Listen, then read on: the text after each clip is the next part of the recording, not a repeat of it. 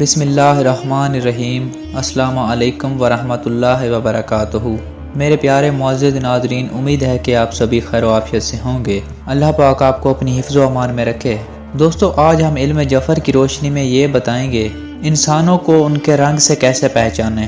دوستو، علم جعفر ایک ایسا علم ہے کہ سر کے بالوں سے لے کر پاؤں کے ناخن تک ہر چیز کا علم دیتا ہے۔ اگر انسان کے رنگ کو دیکھ کے پہچاننے کی کوشش کرے تو ایسے میں کوئی بھی انسان کسی انسان سے چھپا ہوا نہیں رہے گا۔ تو آج ہم آپ کو بتائیں گے انسان کے چہرے کے رنگ سے انسان کو کیسے پہچانیں۔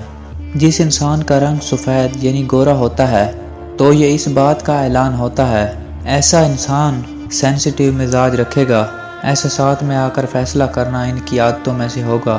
جس انسان کا رنگ کالا ہوتا ہے تو یہ برداشت کرنے کی طرف اشارہ ہے، ایسے انسان کے اندر برداشت کرنے کی صفت زیادہ ہوگی اور کافی راز چھپانا اپنے وجود میں قائم کرے گا۔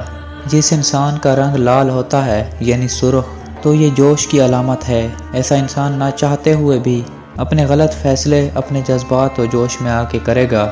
جس انسان کا کلر گندم کے کلر جیسا ہوتا ہے ایسا انسان خود کی فکر بہت کم کرے گا اور دوسروں کے مسائل میں الجھا ہوا رہے گا۔ جس انسان کا رنگ زرد ہوتا ہے یعنی پیلا تو یہ اس بات کا اعلان ہوتا ہے کہ یہ پریشانی بیماریوں میں الجھا ہوا رہے گا۔ تو ایسے میں ایسے انسانوں کو چاہیے کہ اپنی صحت کا بہت زیادہ خیال کریں۔